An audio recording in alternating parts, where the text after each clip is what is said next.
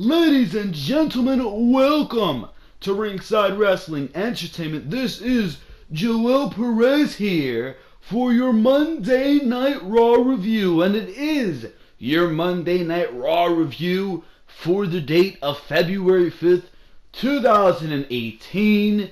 And here tonight, we had an alright show.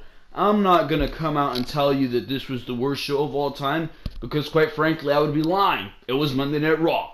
Monday Night Raw is never good, and that's what I come out of this show with. I'm not overly happy about what I saw tonight. I couldn't remain invested in my television for the full remainder of 3 hours. And if I'm watching a show and I just become utterly bored at what I am watching, how can I come on here and tell you that this was a good show? I can't. And once again, it has to do with the 3-hour programming of Monday Night Raw. They tried to put on some good matches for you here tonight. You had the Roman Reigns versus Bray Wyatt, your tag team championship rematch from the Royal Rumble, Asuka versus Bayley, and that's all well and good, but at the end of the day, what are you doing as far as logic and storyline goes to keep me invested? You're really not doing anything. As a matter of fact, WWE is making more mistakes than they are good going into WrestleMania, because looking at the women's side of things particularly, what do you want to see going into WrestleMania? I damn sure know what I want to see for the women, and that's Asuka versus Charlotte and Sasha versus Bayley. That's what makes sense. That is what's logical. Alexa Bliss, her time as Raw Women's Champion has absolutely come to an end. I cannot give less of a crap. I really can't. And then you have Sasha Banks, who is on a roll of very, very good matches as of late. Sasha Banks in 2017, all in, you look at all the women, and you gotta say, disregarding NXT for a moment here, that Sasha Banks is your best in-ring performer on the main roster for 2017. Then you have Bayley, who's been undergoing terrible booking for the entirety of her run since her debut, and you finally have another opportunity,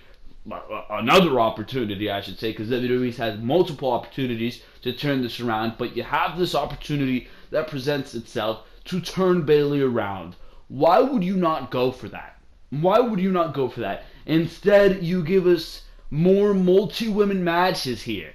That's what I'm seeing from the scenario that they outlined on Monday Night Raw last night. Why wouldn't you give us Asuka and Charlotte and give us what everybody wants to see? Give us that dream match before Ronda Rousey comes in and overwhelmingly takes over everything that you're going to be doing on your women's division. And you know that's going to be the case. So capitalize now, get these matches that everybody wants to see out of the way now while you still can. But WWE instead is going to go for the multi-women route because everybody needs to be on WrestleMania, right?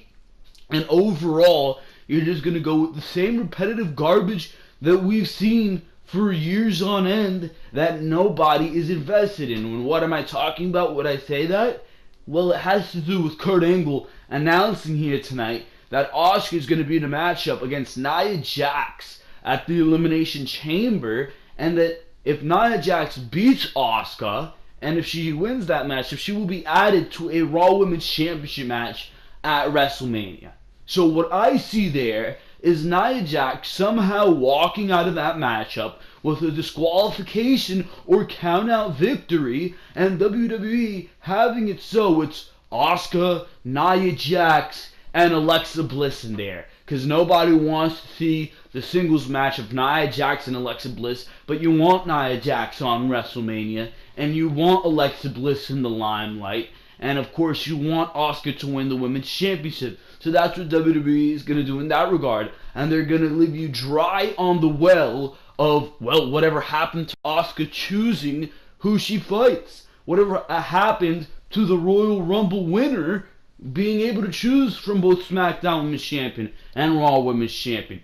That's what I'm afraid of right there. You're pretty much disregarding and making the Elimination Chamber pointless in that attempt. Because here's Nia Jax, who isn't in the Elimination Chamber herself, being able to skip out on all of that.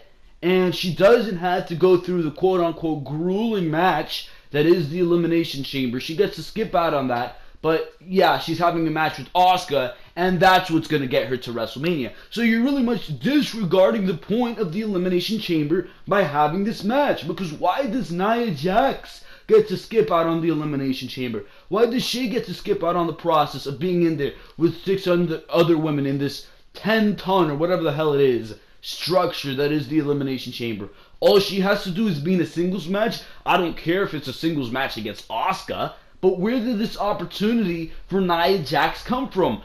Last time I checked, Nia Jax hasn't been on television for God knows how long because you haven't positioned Nia Jax in that place. If you would have had a storyline, something in there that would have had Nia screwed over, so Kurt Angle is going to do this for her or whatever the hell, then that would have made sense. But none of this, absolutely none of this, makes sense at all. I mean, realistically, I don't understand why most of the women in the Elimination Chamber are in the Elimination Chamber to begin with. What does Mandy Rose and Sonya Deville, what did they do to earn themselves a shot at the Raw Women's Championship? Absolutely nothing. That's what. Yet they're in that matchup. Because realistically, there's no woman in your division besides Asuka who's at that level where you can say, yep, I get it. I get why she's there. Realistically, besides maybe you'll throw a Sasha Banks and an Asuka in there, there's no women in that level that you really need them to be. There's not. What the hell is Mickie James? What is even Alexa Bliss, Sonya Deville, Mandy Rose? What do they have to do? What concern do they have next to an Asuka or a Sasha Banks? I just don't see it. Because you're failing to build up these women. You're failing to get me invested in that equation. You are. You are. There's a lot of logic holes here. There's a lot of ridiculousness here. It makes absolutely no sense to me that you're sidestepping the fact that Asuka won the Royal Rumble and gets to challenge either champion. Why would you even highlight that if you were always going to have Asuka fight for the Raw Women's Championship and have Shinsuke Nakamura fight for the Smackdown Championship? Why would you even highlight that fact? Why wouldn't you have Asuka challenge for the Smackdown Women's Championship since that option is there? I don't get that.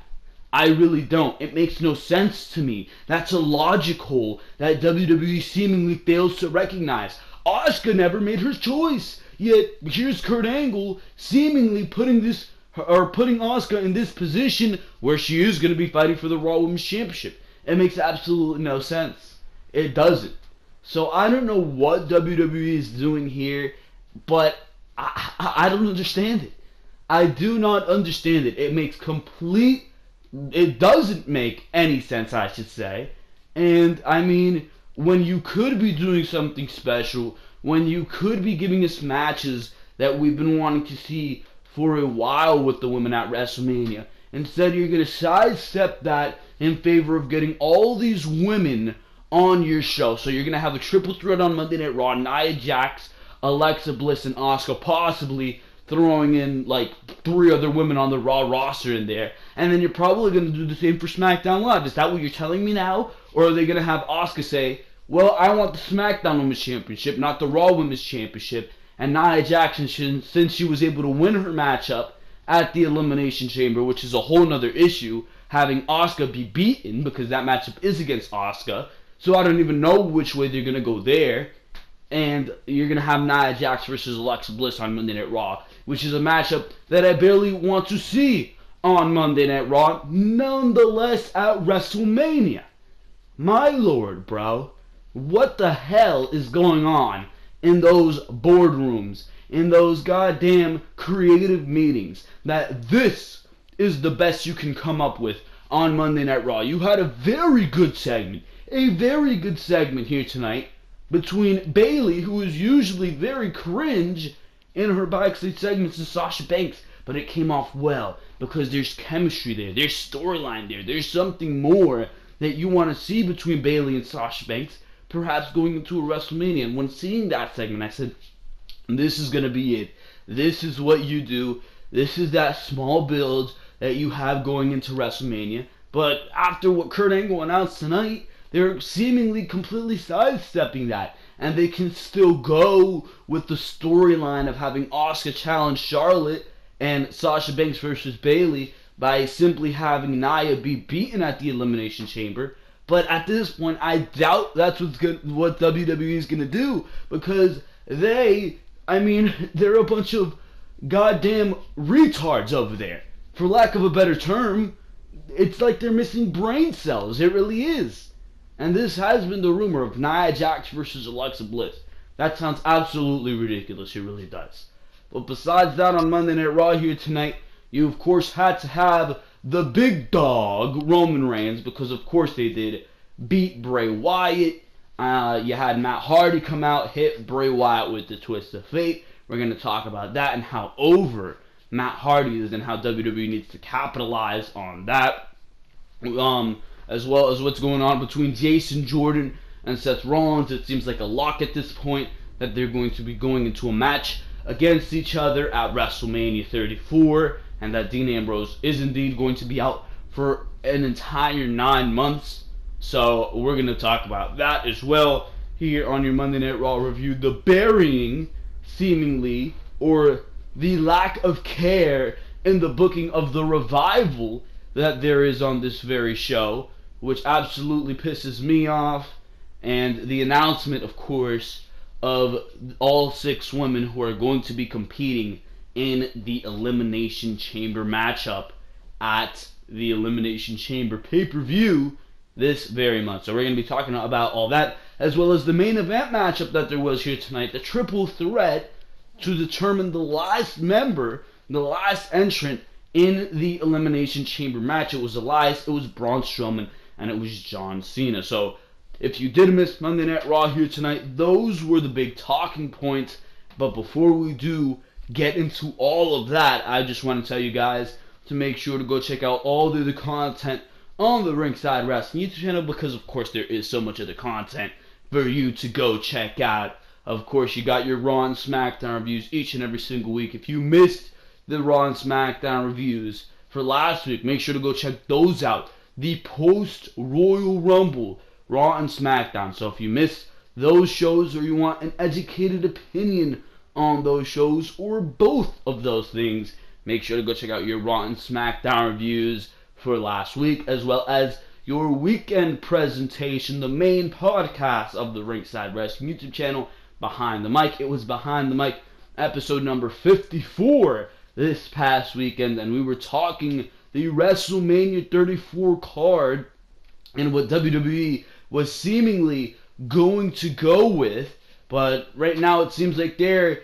WWEing it, and what they should have gone with is now what they're ruining. So we are talking about the WrestleMania 34 card on the Behind the Mic episode number 54, as well as so much other news. So make sure to go check out Behind the Mic on the channel. It was uploaded this past Saturday, so if you missed that, as well as all the events going on the week prior as well. Of course, you have the Royal Rumble, which happened just this past Sunday, the Sunday before this past Sunday, I should say, as well as your NXT TakeOver Philadelphia review, where we got a 5-star matchup between Johnny Gargano and Andrade Cien Almas. No doubt about it. If you missed NXT TakeOver Philadelphia, I cannot recommend enough that you go check out NXT television, because, I mean, that's where it's at, bro. What we're getting on Monday Night Raw and SmackDown Live every week pales in comparison to what we see on NXT Wednesday night. So make sure to go check out NXT TakeOver Philadelphia if you're not an avid NXT watcher. And then, of course, make sure to go check out my NXT TakeOver Philadelphia review, where I'm in just complete awe of what I just seen on that pay-per-view. So make sure to go check out all of that content, because if you do, I'm sure you will want to like this video. You will want to comment what you thought about Monday Night Raw here tonight, and of course you will want to subscribe to the Ringside Wrestling YouTube channel, because of course if you haven't subscribed to the Ringside Wrestling YouTube channel, I absolutely do not know what you are waiting for. So make sure to click on that subscribe button, because for now, ladies and gentlemen, we're going to go straight into what happened on Monday Night Raw here tonight. And tonight we actually started, I know, rare, but we actually started Monday Night Raw with, oh no, can I say it? Can I say it? Wrestling. Oh! I'm shocked. I'm shocked. We started Raw here tonight with Roman Reigns and Bray Wyatt. It was Roman Reigns versus Bray Wyatt, qualifying matchup for the Elimination Chamber here tonight on Monday Night Raw. And I mean, we've seen a Roman Reigns versus Bray Wyatt match before. This wasn't anything too crazy. I mean, we've seen these guys go at it in a Hell in a Cell match, for God's sake. Really nothing too out of the ordinary, but of course, they had to make the big dog look strong, and they cut pre-match promos actually before this even started, and they had Bray Wyatt reminding Roman Reigns of his losses, because of course WWE's new thing here is that instead of having Roman Reigns win all his matches, they want to build sympathy for the big dog.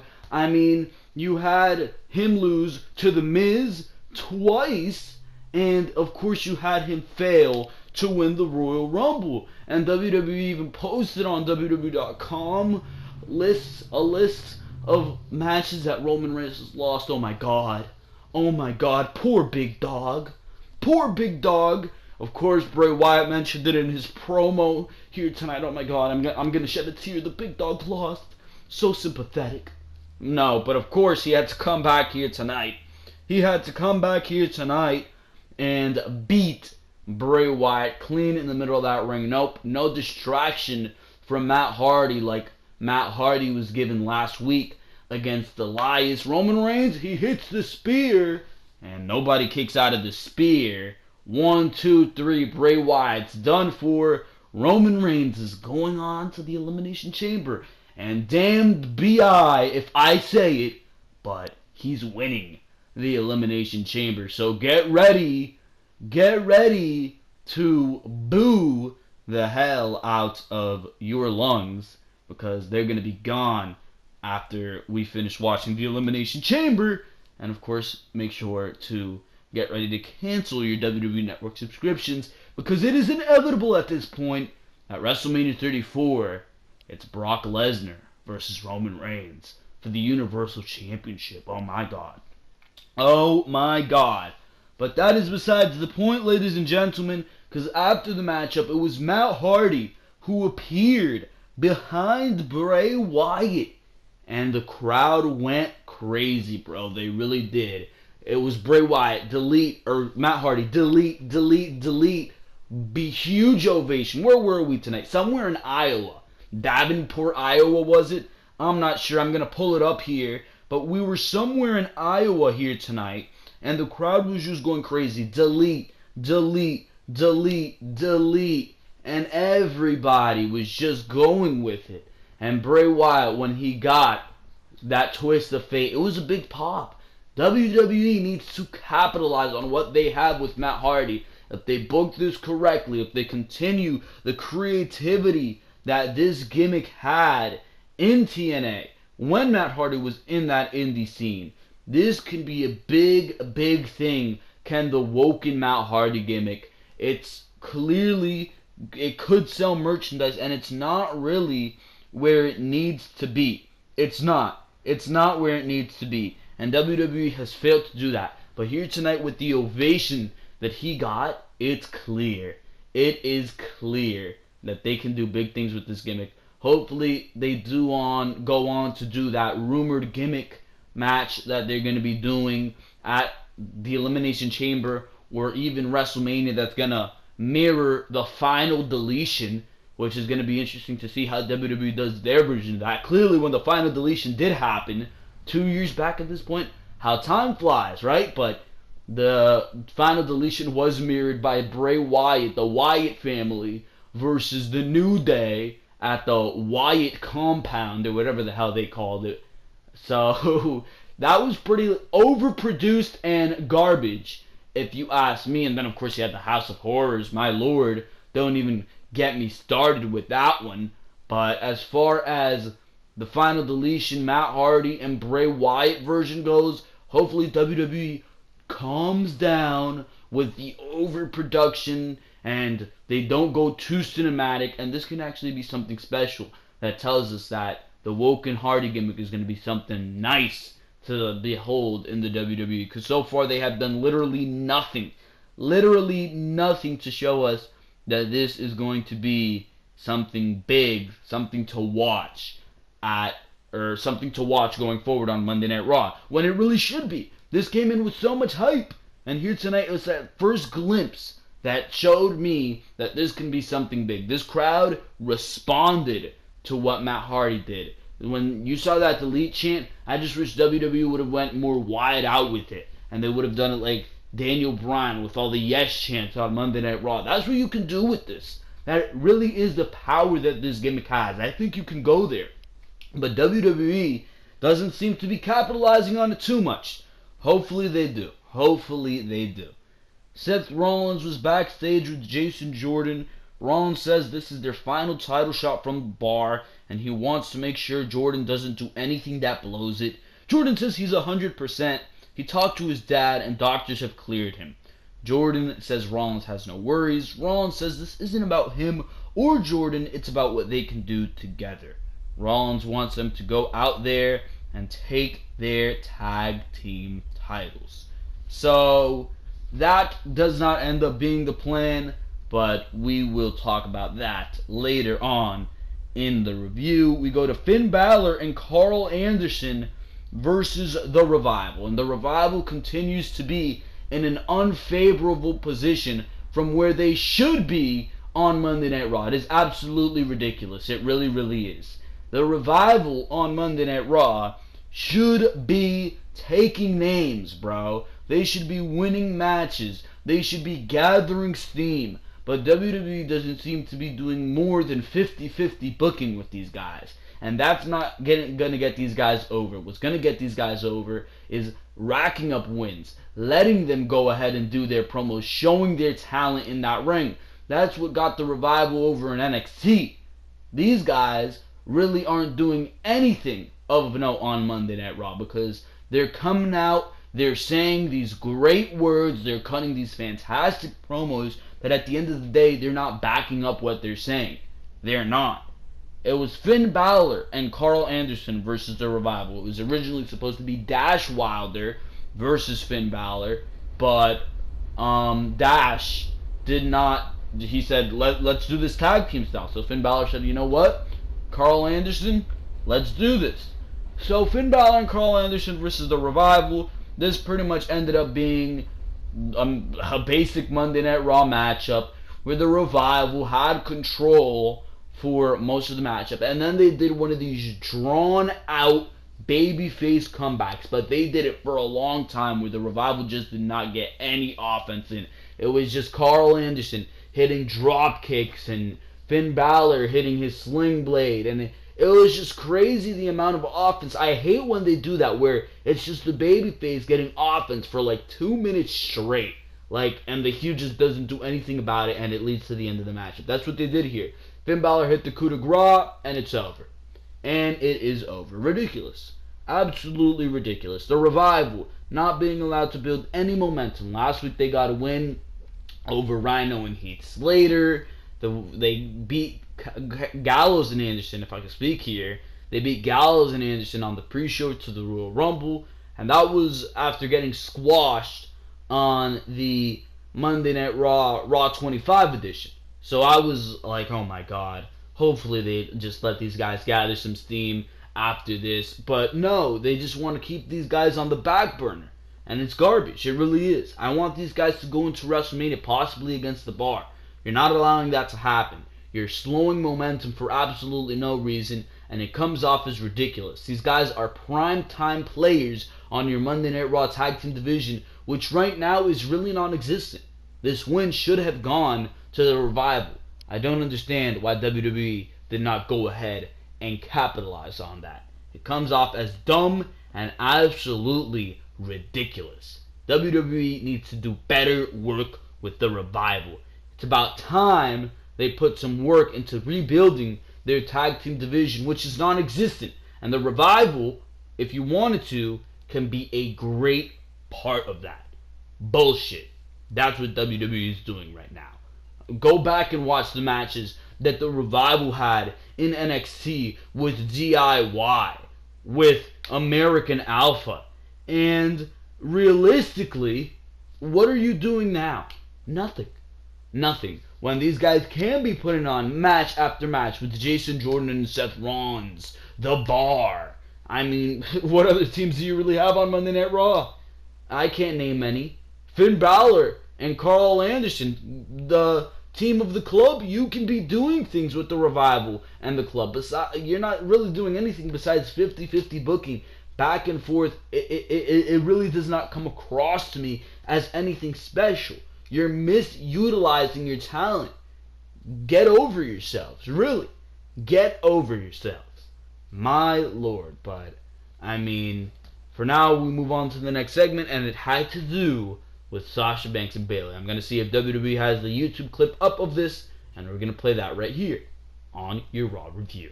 Nope, of course WWE doesn't have a clip of an actual better backstage segment on their YouTube channel, but the gist of this segment was Sasha Banks backstage watching her recent loss to Asuka. And this was good because, I mean, realistically, it doesn't come across to me that these superstars actually care whether or not they win or lose. And you saw Sasha Banks really being aggravated by this loss.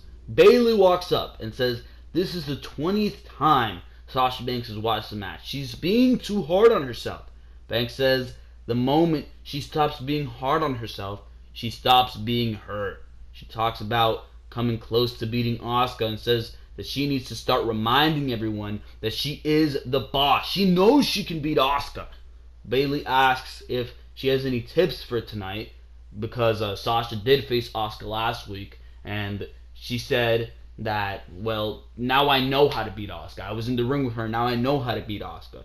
Sasha said, no offense, but I'm keeping that to myself. And Bayley says, well, some offense taken, because she herself wants to win the Elimination Chamber. It will be every woman for herself, just like the Royal Rumble was. And they're throwing it back to Sasha Banks, throwing Bayley out of the Royal Rumble. A little bit of storyline continuation there.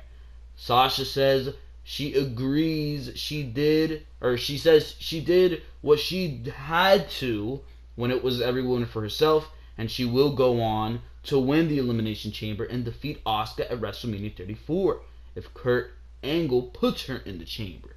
They go back and forth on who can beat Asuka. Sasha Banks says, I know I can beat Asuka. Bayley says, well, I kind of have those plans myself. And Sasha kind of says, I don't think you can beat Asuka. And Bayley's like, I know I can beat you, and if you think you can beat Asuka, then I shouldn't have myself a problem there. So that's how the segment ends right there. Very interesting stuff right there. That's what they should go with. So, I mean, realistically, I don't know. Bayley says that she knows she can beat Sasha Banks.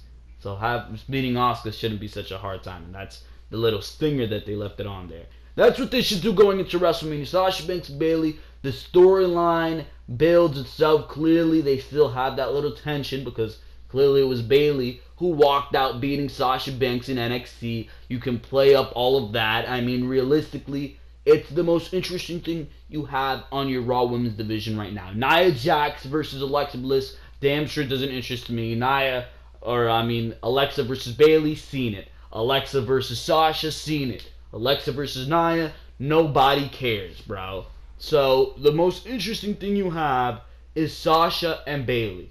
Capitalize on that. Have Bayley win the Elimination Chamber in a fluke victory after pinning Sasha Banks. Had Sasha Banks take it personally that she couldn't beat Asuka. She couldn't beat or win the Royal Rumble. She couldn't beat Bayley to win the Elimination Chamber. Have it just absolutely tear her apart and have her try to stand by Bayley. But at the end of the day, she just can't take it. She turns on her best friends. She becomes the boss once again. On the build to WrestleMania, she starts beating Alexa Bliss. She starts beating Mickie James. She starts doing what she has to do to win. And that, of course, has to do with resorting to heel tactics. So, hopefully that's what WWE goes with, because that backstage segment was a nice taste of what we can see in the women's division. But of course, WWE is going to go with the multi-women match, because we didn't see enough of those in 2017. My lord. Tony Nese and Drew Gulak versus Mustafa Ali and Cedric Alexander. Again, WWE doing an awful job at showcasing 205 Live on Monday Night Raw. They have Michael Cole spitting on these lines, and that's just a dose of what you will see on 205 Live. Blah, blah, blah, blah, blah. Well, Monday Night Raw shouldn't just be a dose. It should be a showcase of what you can see on 205 Live. You should have had a Cedric Alexander and a Mustafa Ali in there in a one-on-one matchup, showing what they can do. That's what you should have been doing. But of course, WWE didn't go about it that way. They had a little tag team matchup that absolutely had nothing to do with anything that is going on 205 Live, and that was impossible for anybody to be invested in or even get into, for that matter. Nobody in the crowd gave a crap about what they were seeing in the ring, and it came across as much. It was Drake Maverick, of course, Rockstar Spud in his former name, being his former name in TNA. So it's Rockstar Spud or Drake Maverick, the new general manager of 205 Live. I watched 205 Live this past week. I did. And it was a very, very good show as far as what they're doing in the ring. But you know where 205 Live is terrible. And you know what makes that show a terrible goddamn show. I mean, we saw a fantastic match between Pete Dunne and TJ Perkins, TJP. That was great.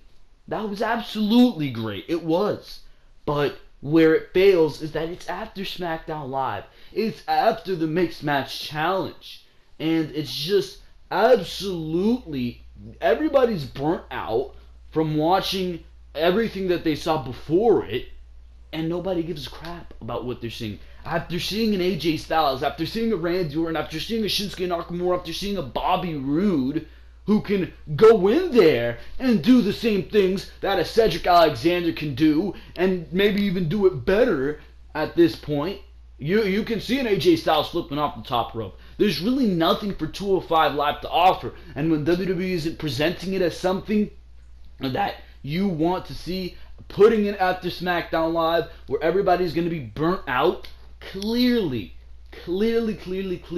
nobody's going to give a crap about 205 Live. The show has terrible storyline. I do not care about seeing all these corny backstage skits with the cruiserweights that aren't funny, just like we see on Monday Night Raw. That's the problem. It is what we see on Raw and what we see on SmackDown. And why would anybody want to see more of that?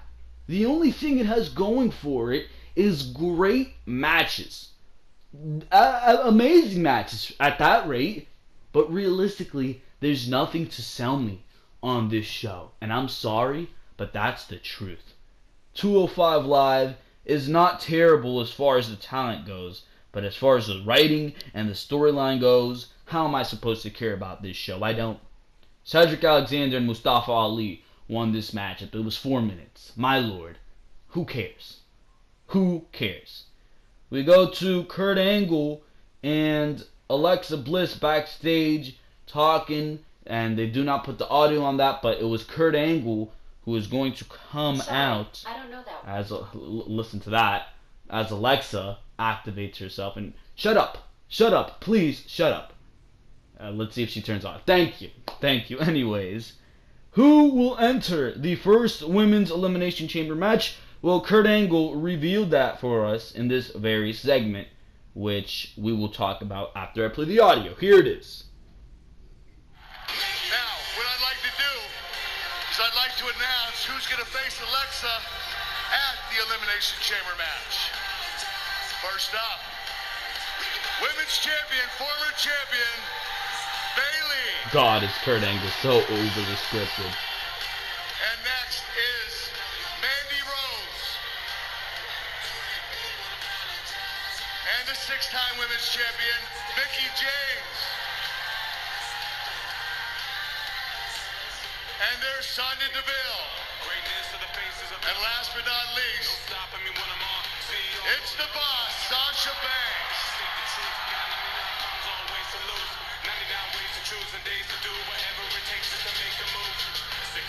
Now, conspicuous by her absence is Nia Jax. But I'm excited to say that I have a match for her at the WWE Network's pay-per-view Elimination Chamber. It will be the Irresistible Force Nia Jax versus the Empress of Tomorrow, Asuka. Hold on a second. Asuka is slated to face the champion at WrestleMania regardless. But if Nia Jax wins that match, she will be added to the match at WrestleMania. It will therefore be a triple threat match for the Raw Women's Championship at WrestleMania. I tried being a good sport about it, but And what Alexa you're doing Bliss is is out not here. only wrong, it's completely unjust. And Trying I to can't weasel her believe way you out, had the like nerve always. to mention the women's evolution with what you're trying to pull. In the WWE, the women's evolution means that the expectations of the men's and women's success are the same. That means they're equal, right? Right or wrong? No, you're correct about that, yes. Well, how come in the women's elimination chamber match the title is on the line? But in the men's elimination chamber match, that's not the case, is it? So you're telling me that your champion, Brock Lesnar, just gets to sit on the sideline, watch and see who wins? Why do I not get that exact privilege, Kurt? Is it because I'm just a woman? And of course they have to play that card. First of all, Brock Lesnar successfully defended his title at the Royal Rumble. I don't know what you're trying to pull here. I'm not trying to pull anything. The last time you defended your title was at TLC in October. I can't believe they brought that up because that's WWE's fault right there for not booking I her. don't make the matches, you do. I just don't understand why you're treating the men's champion differently than the women's champion. Do you value Brock Lesnar more than you value me? He should.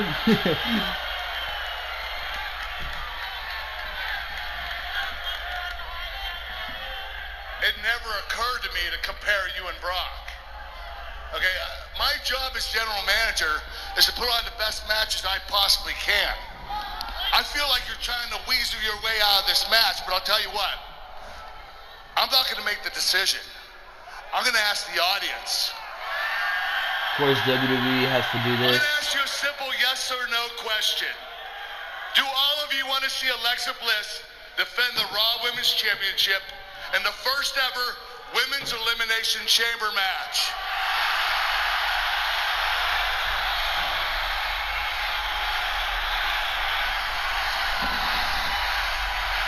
Yeah, go ahead, chant yes like the brainless sheep you are. I am the Raw Women's Champion. I deserve respect.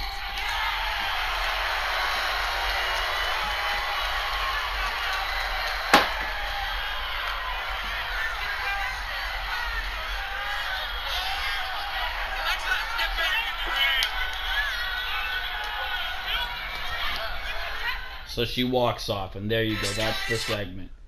That is the segment right there. I mean, I don't know why they had to play the sexist card there. That was just absolutely ridiculous, and that just came across as Alexa Bliss trying to do anything, and I guess that is in character. Alexa Bliss trying to do anything to weasel her way out of that matchup. I don't know. But, I mean, realistically, Why? Why did you have to play that card? And I already went on this rant in the beginning intro, so I'm not trying to go about this again, but you're just going about this completely wrong. The way you should have done it, and the way you still can do it. Correct this mistake, WWE. Have Asuka challenge Charlotte and do Sasha versus Bayley, because those are the two biggest matches that you can do. And what are you doing at WrestleMania if you're not doing the biggest possible matchup that you can do? My lord. Anyways, from there we went to Asuka versus Bayley. And this was a very good matchup. Again, WWE putting Asuka in a position where she can present us a very good matchup. That's what this was, a very good matchup. Just like last week, one of the best matchups we've seen on Raw in a while. I'd say that Sasha Banks versus Asuka was better, and Bayley versus Asuka just did not even come close to what these two women did at NXT TakeOver a couple years back. I believe in 2016, or was that in... Yeah, that was in 2016, right? I'm not even sure. I don't know where the timeline lies, but my point is this had no comparison to what these two women were able to do on the stage of an NXT show. But as far as what they did do here tonight for Monday Night Raw for free TV standards, I'll give it to them. These two women put on a very, very good matchup, especially at the end, bro. They really had a near fall where Asuka was trying to lock in the Asuka lock, but Asuka, or Bayley I should say, got it into a pinning predicament. Asuka cut it close with the kick out. She really, really did, bro. My lord, I thought it was over. I thought, wow, WWE is going to be the stupid ones to do this. Because I'm really scared at any point. WWE is stupid. At any point, I get scared that it's going to be Asuka losing her undefeated streak in some type of stupid fashion. I really do get scared in any match, as minor as it is. Even though I don't think Asuka's gonna lose, WWE, they find ways to surprise you. They really did do, but Asuka manages to lock in a cross arm bar, and immediately Bayley is tapping out, because what choice does she have but to tap out? We go to The Miz versus Apollo Crews in an Elimination Chamber qualifying match. Miz took the mic and started bragging about beating Roman Reigns in his first match and everything else he's done. He goes on and takes credit for the Philadelphia Eagles winning the Super Bowl. He talks about winning tonight's qualifier and says the Miz and Mrs. Camera will be rolling at WrestleMania 34 and his daughter will be born just in time to see the first ever WWE Intercontinental and Universal Champion, The Miz. The music interrupts and out comes Apollo Crews and Titus O'Neil and Dana Brooke. That's actually a very, very interesting point. The due date for Miz's baby was revealed on Total Divas, and it is April 6th. So those dates might collide. The child could be born 2 days after. That is the estimated date right now. So the dates could collide. It's going to be interesting to see if Miz does make WrestleMania, which is on April 8th. So it's going to be interesting to see what goes down there. The due date for Miz's daughter is April 6th. So are we going to have the Intercontinental Champion missing the show that is WrestleMania? That's going to be interesting to see right there. That is my question as far as those regards. Because Miz did say that he's going to be there when his daughter's born. What if his daughter's born on April 8th instead of April 6th? What if his daughter is born the night on April 7th? Nobody knows. Nobody knows. So it's going to be interesting to see right there. But as far as the matchup that Apollo Crews and The Miz put on, I mean, Apollo Crews is absolutely fantastic in the ring. And this is why I think WWE really should have positioned this guy in the position where he did have a mouthpiece speaking for him, maybe even a manager. And he serious up his act. He stopped the smiling. And you position this guy as a real prime-time player in your mid-card, upper mid-card, maybe even main event position, because that's how talented he is in the ring. But they stick him in this jobber role, pretty much, where he's really never doing anything. When was the last time Apollo Crews was in a storyline? I can't think. I cannot think. There's no doubt what's Apollo Crews doing at WrestleMania. He's going to be in the Andre the Giant Memorial Battle Royal. And it's been that way. That's the type of career this guy's going to lead with all the talent that he possesses in the ring. He brought The Miz to a great matchup here tonight on Monday Night Raw. Another good, very good free TV matchup here tonight on Raw. Like I said, they tried to give you some good matchups, and this was exactly that. So I don't know what WWE is doing here, but The Miz did win. And what I liked about this matchup is that The Miz won clean. He is a heel. There's no reason that he should be winning every single match through nefarious means, through the dirty victories. And he had to do that twice to beat Roman Reigns. I didn't like that. I did not like that. The Miz, it looks like WWE was getting too used to having these Jinder Mahal finishes where The Miz would just win with the same victory, with the same ending, with the Miz Taraj interfering each and every single match. Thankfully, they did not resort to that here tonight. The Miz won clean, hit Apollo Crews with the skull-crushing finale, and there was Miz is officially in the Elimination Chamber, gonna go victim to, of course, who else but Roman Reigns. Seth Rollins approaches Kurt Angle and Jason Jordan backstage asking what's wrong as Jordan was rubbing his neck. Jordan said he can't compete tonight. He was warming up and everything was fine until he felt something in his neck. Jordan says he went to the trainers to get checked out and they told him he can't compete. So before he was magically cleared, now he can't compete at all. Angle says Jordan is telling the truth. Rollins can't believe this and asks Angle what he should do as their match was next. Angle suggests that he forfeit the match, but Rollins doesn't like that, and of course, conveniently, the big dog, Roman Reigns, walks up, and nothing is said, but he walks off with Rollins. So it was Roman Reigns and Seth Rollins versus The Bar. Yippee! Not really.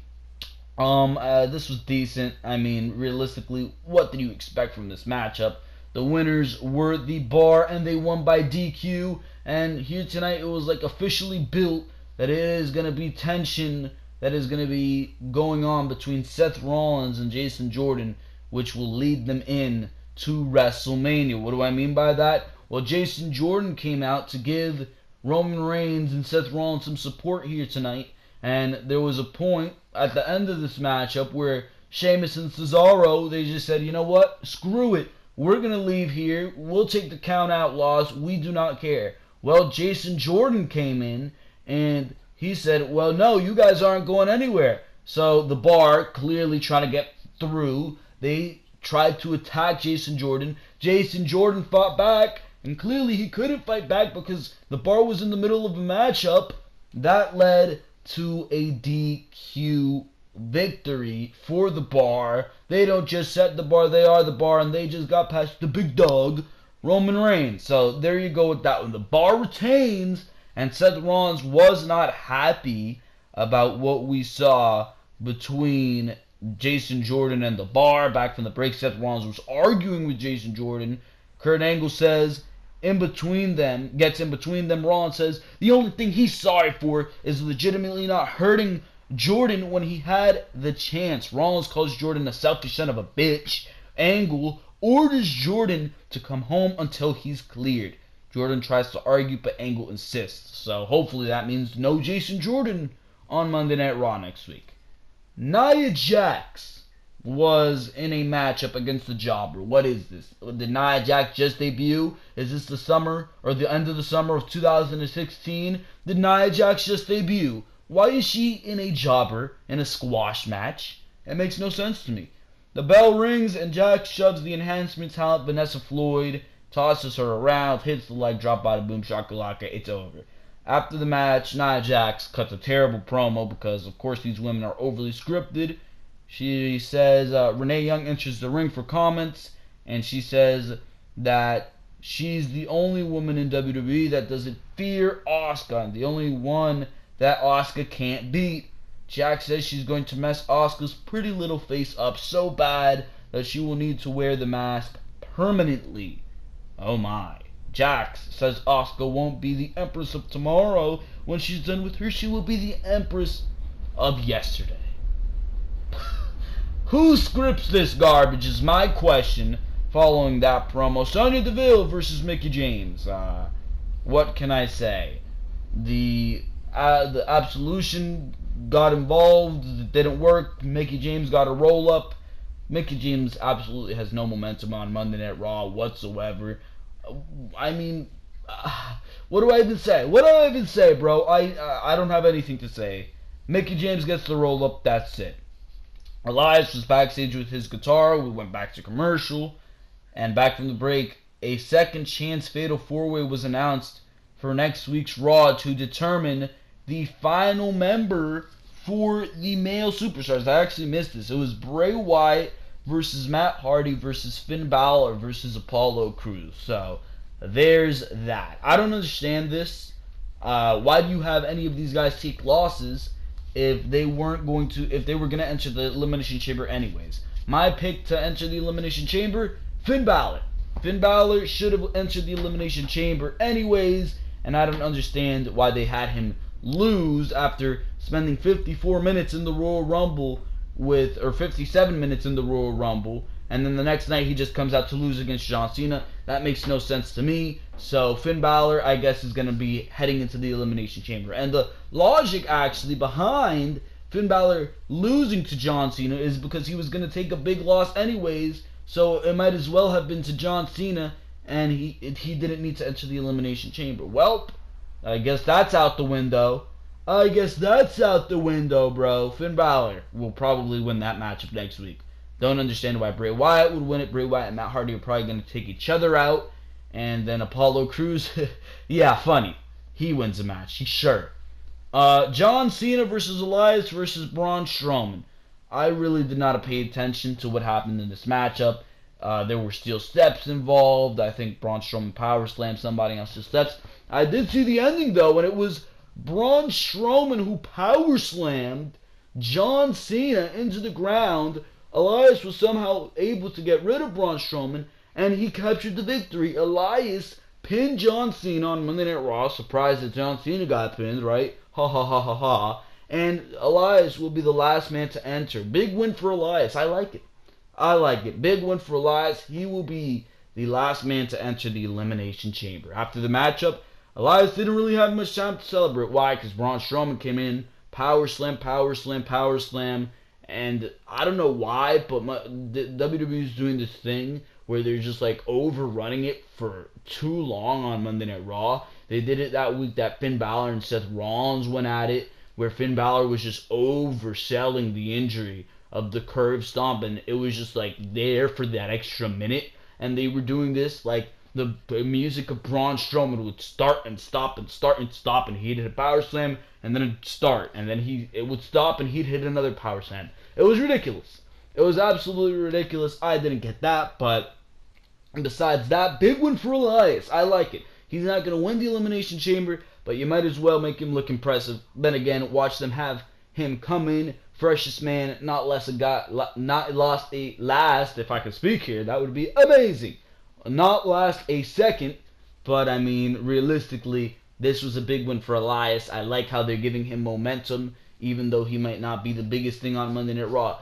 Elias, they're actually booking with some momentum. It seems like if you're not successful in NXT, which Elias really didn't have that much success in NXT, really didn't do much, they're going to push you to the moon. If you are successful in NXT, well, your career is dead. So, I mean, Finn Balor, bye-bye. Shinsuke, bye-bye. Samoa Joe, bye-bye. Right? Is that what they're going to do now? Oh my God. The Revival, they were very successful in NXT. Only 2-time NXT Tag Team Champions. Right? The Revival, they're not doing so well on Monday Night Raw, but that is besides the point. Like I said, I cannot tell you that the show was good. I was not interested in anything I was looking at by the end of the third hour. And by the end of this show, I was damn sure ready to take a nap. But of course, I got to come on here and tell you guys what I saw. But for now, ladies and gentlemen, that is going to be all for your Monday Night Raw review. It's going to be interesting to see how WWE goes about the women going into WrestleMania, because right now they seem to be effing everything up.